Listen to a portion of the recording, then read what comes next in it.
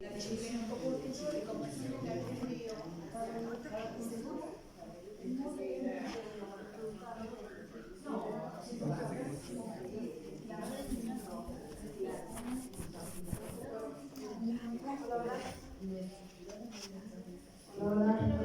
se escucha, ¿verdad? Bueno, pues llamamos aquí a pues con Adriano Tonalcuepa, ¿sí? Sí. Adriano Tonalcuepa, toma asiento, por favor. Y a Camilo Coa, ¿sí? Ellos son, pues, son la primera, la segunda y tercera palabra de este gran movimiento que son los Huehuetzitzintli. Y yo lo digo y voy a tomar igualmente aquí. Permítanme.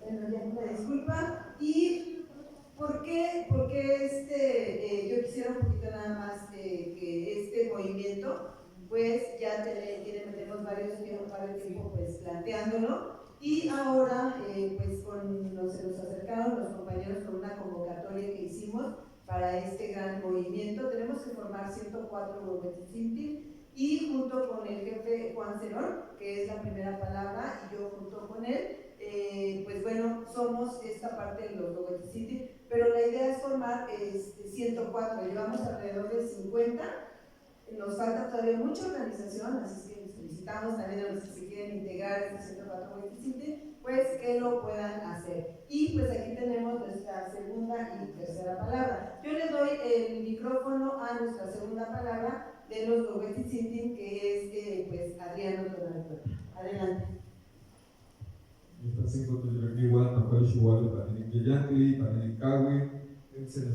que tal, un saludo, gusto estar aquí con todos ustedes, con los rostros que me conocen y con los rostros nuevos.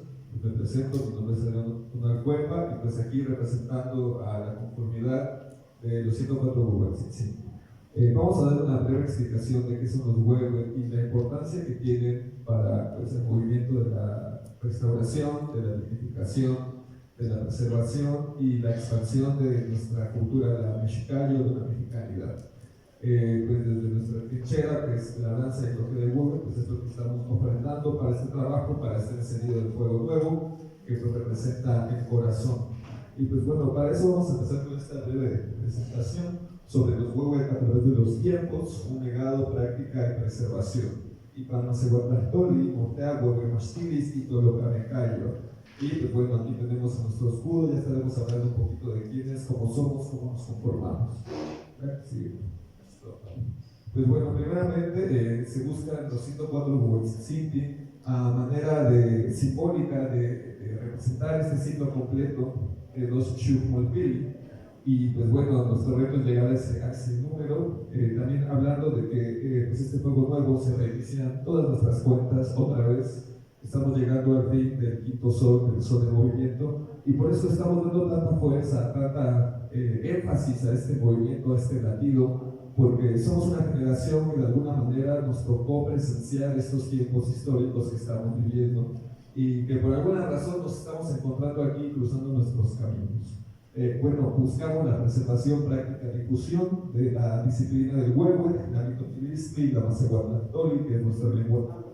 Y bueno, esto con el fin de fomentar el desarrollo social y cultural de Iztapalapa y de Tenochtitlan, posteriormente de todo México, pero tenemos en cuenta que este movimiento originado aquí en México es un movimiento planetario y también es un movimiento cósmico. Entonces, de aquí la importancia de darle esa seriedad que estamos tratando de dar.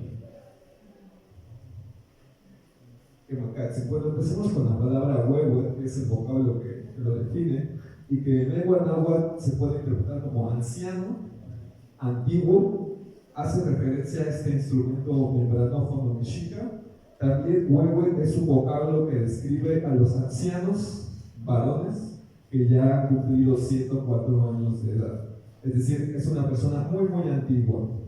Y también es un instrumento que es muy antiguo, por eso se ganó ese nombre. Vamos a ver qué tan antiguo es. Aquí sigue, por favor, Chitopa. proyectado en todas las culturas continentales, no solamente de aquí en Semanáhuac, sino también del norte de Xochitl y también de lo que es el sur, allá en el cono sur. En maya se le conoce como Tuncul, en mixteco como Nune, Tabenga en Tarasco, en tambor como español, y en unas variantes de lengua náhuatl como la variante de Tlaxcala le llaman teponastre, pero veremos que teponastre es otro instrumento percutófono originario de aquí de la náhuatl. Bueno, este mismo instrumento no con la misma cualidad se encuentra en todo el continente. Ya vamos a ver la cualidad del huevo a diferencia de los demás tambores. Bueno, una forma de definirlo es un instrumento musical de percusión antiguo y originario del continente desde tiempos precuautémicos. Estudios de carbono 14 y diferentes tipos de radiografías de las piezas que se han preservado lo datan de al menos desde el siglo I a.C., pero por tradición oral sabemos que al menos puede tener 20.000, 30.000, incluso hasta 40.000 años de antigüedad. Es muy, muy antiguo. Lo que nos queda es lo que se puede preservar, porque recuerdo que todo lo que está hecho aquí está hecho de objetos naturales y perecederos, por eso no tenemos más viejos, pero seguro que los hay. Vean también el nombre. Entonces, vamos dimensionando la importancia histórica. O sea, hace 50.000 años, 20.000, 30.000, ya había gente danzando con huevo. ¿Para qué sigue? Bueno, ¿cómo tenemos prueba de esto? Además de los vestigios arqueológicos, pues tenemos que además en los amoxti, además de los náhuatl, los encontramos representando en los amoxti, murales, relieves, zapotecos, mayas, mixtecos. Incluso hasta tenemos representaciones de los huevos en piedra, tal cual, igualmente ahuecados, como los hacemos hoy en la actualidad. Y vean cómo su forma es más bien como si fuera circular. Tienen patas también escalonadas en tres, y algunos dicen que es con forma de rayo. Los encontramos en diferentes tamaños, desde ceremoniales. Nos hablan de la Pangueve de Tenochtitlan, que se dice que era pues, un tambor gigante de más de 3 metros, 4 metros de diámetro, muchísimo, muy grande, que se podía escuchar en todo el lago. Y los tenemos pequeñitos, hemos encontrado huevos de ese tamaño. Entonces es una dimensión muy interesante la que se tiene en torno a los huevos. Aquí sigue, por favor. Bueno, incluso en algunos escritos se menciona que existían huevos de oro con fines decorativos. Entonces vean nada más la importancia de ese instrumento, no era cualquier cosa. También los tenemos hechos de madera, los hemos visto de barro, los hemos visto de piedra, y en la modernidad, en la época actual, hay unos que se hacen de lata o de metal, pero esos ya son algo moderno, completamente nuevo. Igualmente, en la antigüedad se rastrea que son de nogal, de oyamet y principalmente de ahuehuete, que se le conoce como el árbol del huevo. También se buscaba que los mejores huevos eran aquellos que surgían de árboles a los que se había partido un rayo y los había ahuecado. Esos huevos eran los mejores de todos.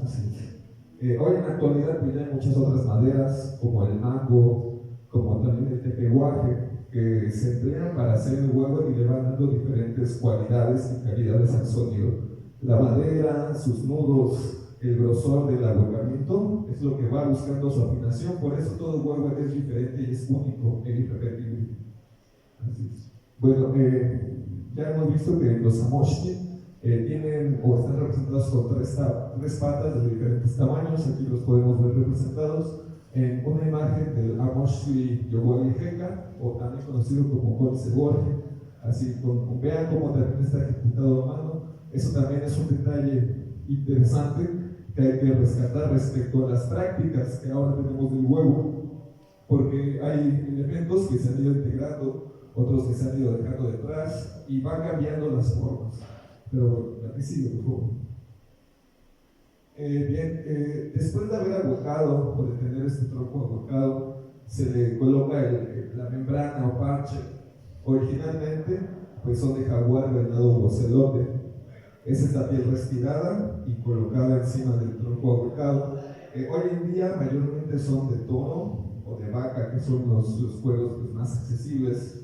Pero también se menciona que dependiendo del uso que se le daba al huevo, el tipo de piel y los adornos son diferentes. Por ejemplo, un huevo con piel de jaguar pues evocaba la guerra, era un huevo guerrero. Hay hay también datos donde tenemos huehue con cabezas de jaguar y colas de jaguar empleados en la guerra, en la batalla.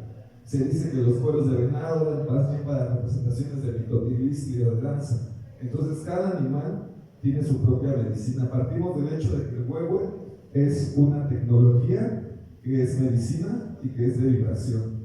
Aquí pues Camilote nos va a practicar un poquito porque pues, a él como a mí el huehue es una medicina que nos da motivos para seguir viviendo, y por esa razón pues queremos compartirlo, llevarlo cada vez más adelante y desarrollarlo, porque pues lo que nos queda de todo esto es la producción de la danza y el instrumento, pero de ahí hay que seguirlo desarrollando. ¿Qué sigue, por favor?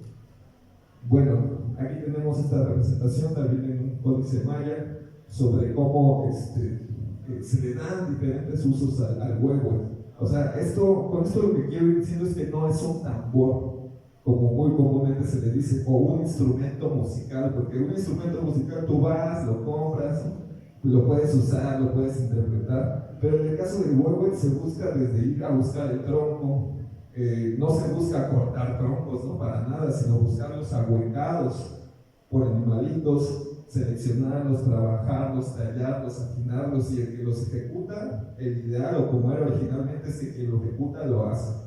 Y quien toca huehue danza, ¿no? No es eso de que, yo no danzo porque yo toco y no danzo, ¿no? Es un arte completo, ¿verdad? ¿Cómo es? Pues eso es lo que decimos de la medicina del huehue, es un todo completo que se va desarrollando en una ciencia y en un arte, y que pues nos atrevemos a decir que incluso es un arte marcial, así lo podemos deducir porque tiene un contexto bélico. ¿Qué para que sí? Aquí vemos nuevamente estas representaciones de los huehue en diferentes contextos, tanto litúrgicos como ceremoniales, también como de canto, también de manera de esparcimiento. Hablar de la música originaria pues, implica extenderse muchísimo en el tema, porque son un montón de categorías de instrumentos en donde podríamos abarcar esta parte de musicología, como lo son las trapitzalis o aerófonos u otros instrumentos de percusión. Nos centramos en el huehue porque es pues la parte medular, la parte central. Básicamente, si no hay huehue no hay danza, así de simple, ¿no? Difícilmente hay danza sin huehue. Bueno, como lo mencionaban, la tradición conchera lo que emplea sus conchas para danzar y tocar, pero uno de nuestros rescates es pues, volver a integrar el uso del huehue, así en todas sus formas y en su forma original. ¿Qué sigue? Bueno, aquí vamos a ver entonces ya estos datos, estas imágenes, estos vestigios de que los huehue han sido usados aquí desde tiempos ancestrales. Ahí he escuchado por ahí que dicen que los huehue los trajeron los europeos, pero ahí sí se la volaron. Aquí tenemos en Guanajuato de Bonampak, y vean aquí que tenemos aquí aquí está nuevamente un huehue tzotzonque ejecutando con las manos. En toda la antigüedad y en todas las representaciones siempre están ejecutando con las manos. Ya en la época moderna, en algún punto se introdujeron los cahuaches para empezar a ejecutar. Muy bien. La que sigue, por favor. Vamos a pasar rápidamente este vestigio, esta información visual. Vean esta representación de huehue. Están sentados sobre él, incluso tocándolo a manera de yembe. Que sigue, por favor. Bueno, lo vimos, vean cómo está tocando, sentados. Muchos de los huehue que se han encontrado están hechos para tocarse sentados, y al mismo tiempo con una yacastle, pero al mismo tiempo los huehue tzotzonque no solo tocan la danza, sino que también cantan. Entonces vean, se trata de danzar, tocar y cantar al mismo tiempo. No son separados, es una sola. La que sigue, por favor. Aquí tenemos también a un danzante con las insignias de Xipetote. Vean cómo también tiene un pequeño huehue, y muchos autores dicen que lo llevan amarrado, colgando efectivamente, para ir tocando y generando pues esta felicidad, este ánimo de las personas. Nezahualcóyotl también tiene un huehue que portaba en su espalda para animar al ejército y a la batalla. La que sigue, por favor. Bueno, aquí lo vemos en una representación novohispana. Nuevamente el huehue, vean, con su rayo aquí, con su cuero, su parche, y con su dualidad que es el teponazcle. Pero vean algo bien interesante, el teponazcle sí tiene cahuastres. Entonces, el uso de cahuastres también ya existía en un tiempo precuauhtémico. ¿Qué pasó? Que en algún momento esos cahuastres se usaron para el huehue. Mi hipótesis es que al momento de que llegó la invasión a la gente que tocaba el huevo le cortaban las manos, siempre les cortaban las manos. Entonces una forma de salvaguardar sus manos, considero yo, fue introducir los caguaches.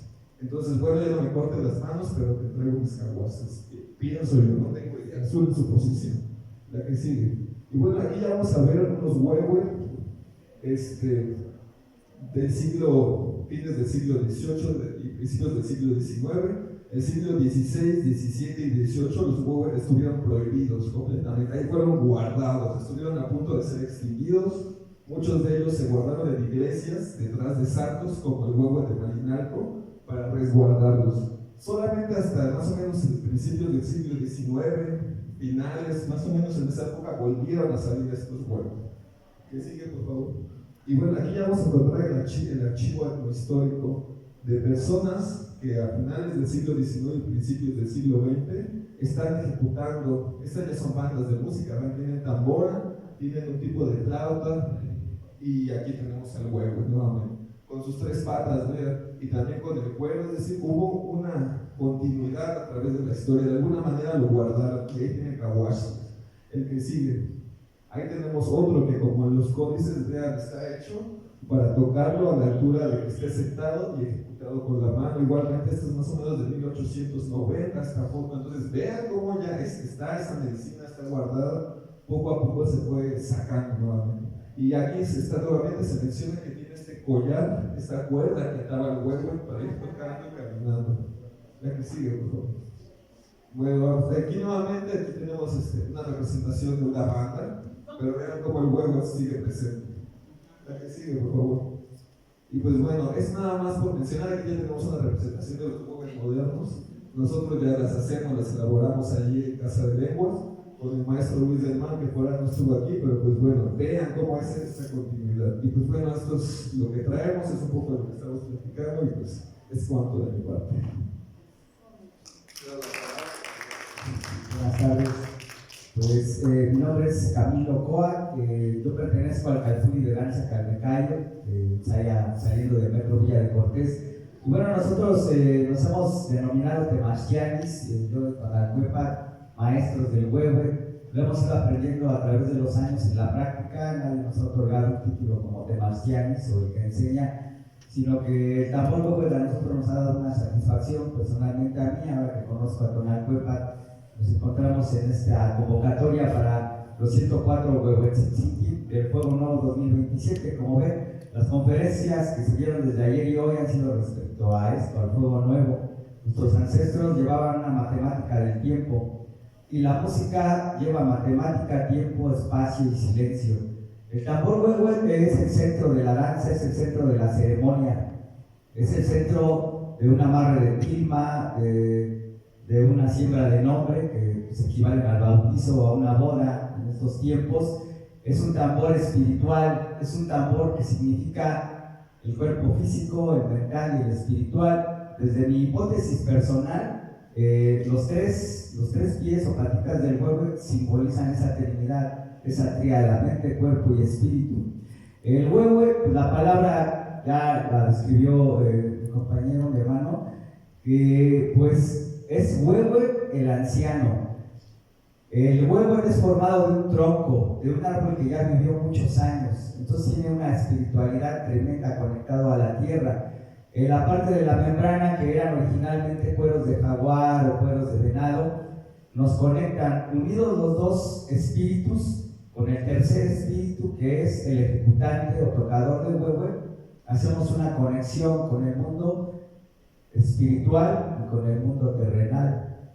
Es como llamar por teléfono a los seres que están ahí arriba. Cuando lo percutimos es una frecuencia, son frecuencias, no son ruidos, son frecuencias que tienen. La música está denominada, la música popular, como en 440, toda la música que escuchamos, los estilos musicales que quieran, están en 440. La música espiritual tiene una frecuencia de 432.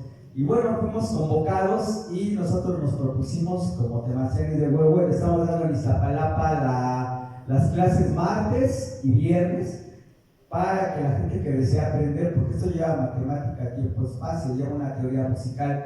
El huehue es el centro del universo, el centro de la danza. En todos los grupos ceremoniales existe un tambor. Ahora se han traído los tambores del norte, que son los de mano, que se llama panhuehue, que nuestros hermanos, los Dakota, los Cheyenne, los Sioux, usaban en sus ceremonias. Entonces, a grandes rasgos, las culturas del mundo usan el instrumento de percusión como una conexión con el mundo espiritual. Al percutirlo, las frecuencias empiezan a vibrar y tus células empiezan a vibrar igual. En una anécdota personal, yo sané una enfermedad pues, deteriorante en el 2012, para ser precisos, y con el tambor huehue yo empecé a sanar esa enfermedad y la enfermedad desapareció.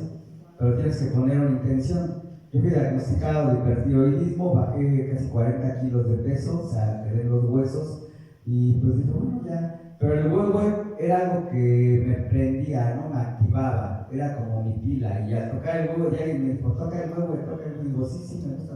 Eso me ponía en una frecuencia alta, y dejé de tomar los medicamentos, y ya van casi 15 años que no me iba a parar el médico, cuando que la enfermedad tenía que estarte checando cada 6 meses, y tomar un medicamento, tenías que hacerte tus análisis para que te lo dosificaran o te lo aumentaran. Entonces el tambor huehue tiene esa parte espiritual, no, como ya lo explicó Tonalcuepa, no son ruidos. Desde la parte histórica, cuando los españoles llegaron aquí a la Gran Tenochtitlán, decían que eran sonidos demoníacos porque ellos los alteraban. Nuestros antepasados usaban el tambor o las resonancias. El tambor que está en el Museo Nacional de Antropología, que estuvo guardado en Malinalco, ese tambor trae símbolos de guerra, trae símbolos de las calmecas de los guerreros jaguar y águila. Por lo tanto, los guerreros que eran despegados de la familia o de sus madres a la edad de 8 años, desde los 8 años entraban al calmeca guerreros para prepararse en el arte de la guerra, en las artes militares, pero tenían una preparación espiritual, y en Malinalco era donde se encontraba ese lugar espiritual. Un guerrero que tenía que pues, no tener miedo a la muerte, desapegarse de todo lo material y simplemente tener el valor de portar, de prepararse en el manejo de armas, como el macahui, el arco, el atlat, en fin, pero es un tambor. Y la parte ceremonial de la danza, que hoy es lo que llevamos a cabo, que es lo que hace que mucha gente se acerque a todo esto. Entran a la danza y de ahí ven que hay también herbolaria, que también hay lectura del calendario azteca, que también hay lengua náhuatl, que hay filosofía, etcétera, que hay gastronomía, como el maestro explicaba lo del pulque.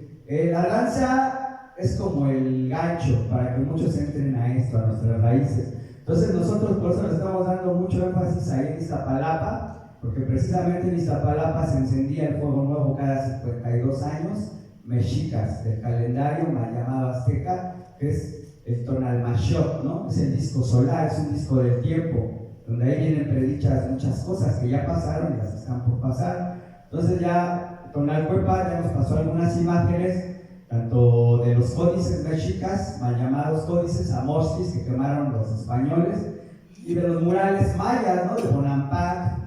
Ahí también aparece el huehue, o sea, es decir, que todas nuestras culturas mesoamericanas usaban el huehue como instrumento ritual y espiritual. Ahora en la danza, pues en la historia se usaron los tambores de metal, ¿no? Porque fue una manera como de reemplazarlos. Pero en los finales de nuestros tiempos, de esta edad, de los que tienen más de 70 y 80 años, pues hubo artesanos que empezaron a replicarlos ya con árboles de aguacate o de mango. Y esa es una frecuencia que es muy diferente a la del metal. El metal no te va a transmitir frecuencias de sanación, jamás en la vida. Entonces, el instrumento es eso a grandes rasgos. Entonces, es corto el tiempo, pero si ahorita alguien quiere preguntar algo y agregarse a las clases en Iztapalapa, pues están invitados. Martes, viernes a las 5 de la tarde, los martes está Tonalcuepa, los viernes estoy yo. Lo único que se les pide pues, es llevar caguastes, que son estos, que antiguamente se usaban las manos, pero en la modernidad se usan estos caguastes o baquetas de madera. También ha habido una deformación y ahora los usan de plástico, ¿no? Pero ahí ya no le das la parte espiritual, pierde totalmente el sentido. Entonces, pues bueno, haciendo la crítica a los hermanos de tradición, pues pierde la parte espiritual. Sí se oye, ¿no? Pero no es un tambor espiritual. Pues bueno, esta es mi parte. Si gustan preguntarnos algo, adelante. Pues muchas gracias, excelente la información que nos han dado. Una aplauso a Adriana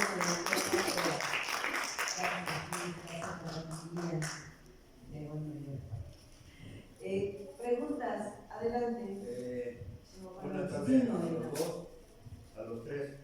Y el comentario es, muchas gracias. Jorge Ramírez, de nuevo. Si las imágenes que nos acaban de facilitar indican que los abuelos ocupaban las manos para transmitir la energía con el Sagrado Abuelo, y si ustedes están iniciando un proceso, ¿por qué no iniciar también el proceso a los que van, a los hermanos y a las hermanas, a usar las manos? Esa es una pregunta o ese es un comentario, con todo respeto y cariño. Y si los huehues también he visto algunos ensayos y he visto mínimo un huehue que sí es pequeño, ¿por qué no permiten ustedes, como primeras palabras,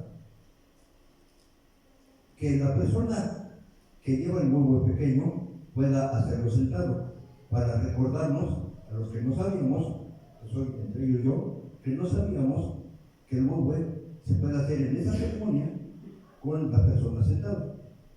Se puede hacer ahora que ahora ustedes están iniciando ese proceso. Y por último, si se van a utilizar los caguastes, de acuerdo a las imágenes que nos presentaron, ¿por qué no usan ustedes o inician también el proceso de usar caguastes, como lo vi en las imágenes de los ancestros, con goma? Creo que llevaban semillas, entiendo algo así. No se puede iniciar también ese proceso, si no con las manos, con los caguastes, pero utilizando semillas. Muchas gracias.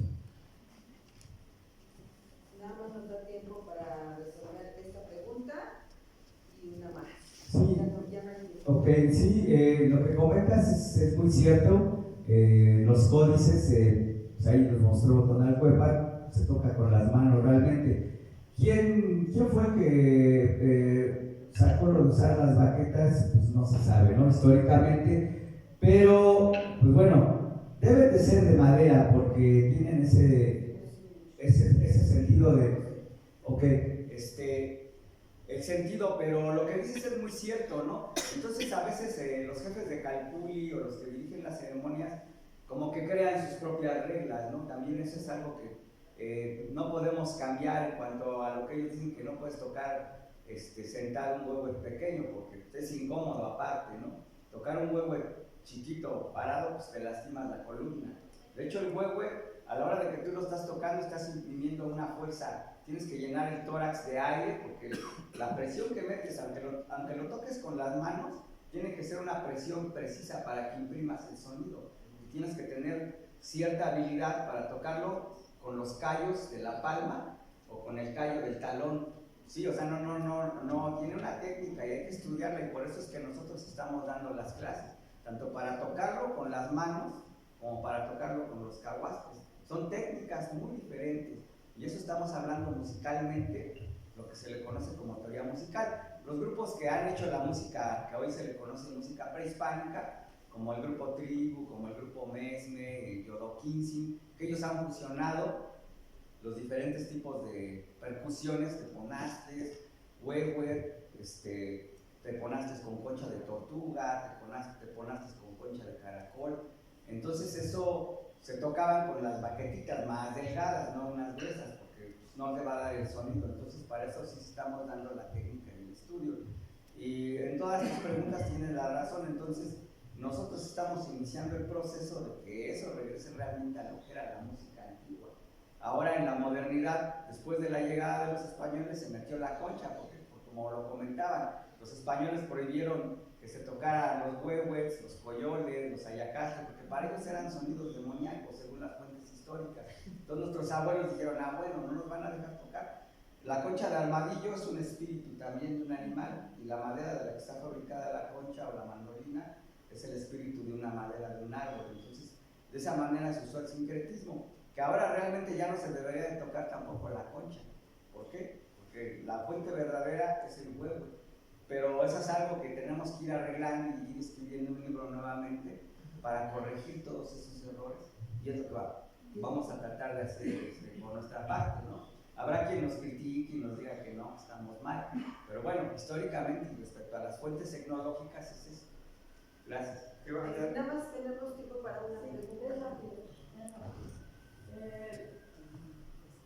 Un poquito de la repercusión de lo que voy a decir después para lo que es de que todo lo que está relativado a una ceremonia, por ejemplo, ni siquiera se está diciendo bien el nombre de la danza. Yo soy danzante de tradición, creo que nos conocemos, y no hay un sistema de cargos más que en el Itotirisli, precisamente de la danza ceremonial, que ahora malamente se dice de concheros. Ahora, no se hizo una transmutación de tambores al azar. El armadillo tiene toda una explicación ceremonial muy fuerte, ¿sí? E incluso hay códices donde se ve a un armadillo tocando un huevo. Entonces hay que saber desde dónde hasta cuándo, ¿no? Para poder sintetizarlo. Y también otra de las cosas que se está transgrediendo en la tradición, tanto por propios como por extraños, es estar dando la instrumentación que es sagrada también por ser una parte masculina y femenina, y ahora todo el mundo le entra a todo, de chile, de manteca y de dulce. Y eso, las gentes que somos de la tradición, nos parece infame que se atrevan a hacer eso. Bueno, nada más una última, había para que pudiéramos. Ya tenemos tiempo, no tenemos ya tiempo, porfa. Sí, es que me pareció muy interesante la intervención del señor de por qué no volver a tocar con las manos, y eso era parte de la tradición. Y también a mí me parece que el tema del teponaztle, ¿no? Que también siempre se ha trabajado la dualidad, y precisamente en estos tiempos que está la energía masculina tan arraigada y por eso solo los huehuet, ¿por qué no introducir la parte femenina, que precisamente es el teponaztle, que también hacen ese equilibrio y esa dualidad? Entonces también, ¿por qué este movimiento de los 104 huehuet? ¿Por qué no se ha pensado, o lo ha pensado, o piensa hacerlo en algún momento, de incorporar también el tema del teponaztle, que también, cierto, con este mismo tema del fuego nuevo y el nuevo tiempo, que se dice que es femenino? ¿Por qué no incorporar también esos elementos sagrados que implican la dualidad en lo sagrado, en la ceremonia? Entonces, esa era mi pregunta. Nada más la última pregunta, por favor, para que contesten de manera grupal. ¿Yo? Sí. Nada más quería comentar de que también de Soltete se hace, o sea, de la piña del maguey, y también tiene una resonancia muy, muy bonita, muy de sanación, ¿no? Ahora sí que nada más quería hacer esa acotación. Sí, muy bien, pues muchas gracias por sus preguntas, pero sí hay aquí unas cuestiones muy interesantes. Pues bueno, les preguntaría a ustedes, ¿alguna vez han intentado ahuecar un tronco? Así, investigar, o sea, es algo fácil, ¿no? O sea, no es nada fácil. Porque ahorita estamos en el mundo de que, yo puedo comprar un tambor, yo puedo comprar, por eso decimos que no son instrumentos, no se pueden ir a comprar. El objetivo de hacer esto y tener un taller de huevo es que la gente aprenda a hacerlo. Y de verdad, cuando uno lo hace, se talla a sí mismo, así, se forja a sí mismo, de verdad, ama lo que está haciendo. Entonces ya no es un instrumento. Por ejemplo, los caguas, no tengo permiso. Es cierto, ¿no? Antiguamente no existían, pero ocurre algo, que estos caguachos no son palos de madera. Cada quien que los busca, los hace del tamaño de su propia medida. Los tiene que ir a buscar, los tiene que tallar, los tiene que labrar, y en cada uno de estos tallos se está tallando a sí mismos. Ocurre otra circunstancia. En la actualidad estamos en una competencia de decibeles. Eso es algo muy importante. Estamos rodeados de ruido extraordinario que nosotros ya estamos acostumbrados a eso, de verdad, y no estamos conscientes de ello. Cuando ejecutamos con las manos, porque ejecutar con las manos, como lo dijo muy bien Camilo, sí, ya requiere un grado muchísimo más elevado de técnica, no solamente de las manos, sino del ritmo y de aprender a escuchar. Nosotros estamos volviendo a empezar, pero desde muchísimo antes, de verdad. Y cuando vamos y aprendemos música de verdad, vemos que no sabemos escuchar, que no sabemos llevar un ritmo y que no sabemos guiarnos con el de al lado. Entonces, ¿Cómo podemos introducir técnicas mucho más complejas cuando tenemos que aprender a escuchar? Imagínense nada más desde dónde estamos partiendo. Porque nosotros queremos meter la danza y meter todo lo que aprendimos por ir a danzas, por aprender con las tradiciones, pero nos encontramos con la realidad de que no sabemos escuchar y que estamos rodeados de decibeles y que lamentablemente si no subimos el volumen no nos vamos a poder escuchar entre nosotros. Ese es el problema que tenemos actualmente. Si estuviéramos en el campo o si no tuviéramos esa contaminación visual, créanme que no haría esto, no haría falta. Es más, ni existiría. Entonces, otra de las reducciones que hay es que es una forma de elevar los decibeles y poder transmitir esa vibración más lejos. Ese es uno de los objetivos, porque también no solamente tenemos un par de caguashes, tenemos muchos que generan diferentes tipos de vibraciones también y que nos da una medicina que también con la mano no podríamos alcanzar. Entonces son dos vertientes diferentes y como vamos empezando, vean, de verdad tenemos que empezar desde aprender a escuchar, aprender el ritmo y ya después, años después, no sé cuántos años, llevamos apenas 3 años, pues incorporar, porque algo bien cierto, nosotros no tenemos partituras de esto, no sabemos cómo lo ejecutaban, no sabemos cuántos eran. Lo que sí sabemos es que en las ceremonias solo había un huevo y un teponazli. No había 100, no había 12, 13, 20. Eso es algo que nosotros estamos incorporando. Muy bien, entonces por esa razón es que la importancia del tallar el instrumento como una forma de esa sanación. Y recordando que esto es el instrumento original y que el uso de las conchas, aunque sea muy ritual y muy valorado, porque gracias a ellos se conservaron los ritmos, solo fue una estrategia de preservación mientras llegara este nuevo sol. Y efectivamente, y bueno, respondiendo al teponazli, si nosotros ni siquiera podemos seguir un ritmo, no podemos elaborar un huevo todavía, elaborar un teponazli requiere de más fineza, requiere todavía de más sutilidad y de un desarrollo de esta parte femenina que dices que aún no se tiene. El huevo es la primera parte, es el primer paso. Entonces vamos avanzando poco a poco. Tal vez nosotros nunca vayamos a ver el resultado de esto. Puede ser que vaya a ser dentro de 50, 100 años. Así como perdimos el uso del huevo por centenares de años, el resultado de esto nosotros ya no lo vamos a ver. Solo lo estamos planteando. Gracias. Pues muchas gracias. Un aplauso, por favor, a este gran esfuerzo que se ha hecho por Adriano con la empresa Goa, pero hay que ir a ensayar, hay que ir los martes y los viernes de 5 a 7 de la noche en Iztapalapa, en Kiosco de Iztapalapa, en la Macroplaza y en el señor Cuitlahuatzin. Gracias. Pues, gracias. Recordando que todas estas son tecnologías, ¿no? O sea, no son solamente tradiciones, así como el pool, que es una tecnología, como el temazcal es una tecnología, el huevo es otra tecnología y hay que verla como tal. Nosotros todavía no hemos desarrollado su máximo potencial. Los abuelos, de verdad, no sé hasta dónde llevaron eso, pero construyeron las grandes ciudades. Nosotros somos como niñitos agarrando los instrumentos, tocando botones, ¿no? Así, a ver qué pasa, ¿no? Pero ya empezamos. Entonces, pues ahí estamos. Les invito a conocer esta tecnología. Gracias. Y pues pedimos aquí a que se presente María Malintzin Ansúrez. Pues ella primeramente creó la comunidad, el Consejo Nacional de la Cultura Náhuatl, y pues yo soy una parte de sus alumnas. Y bueno, tiene una trayectoria excelente desde hace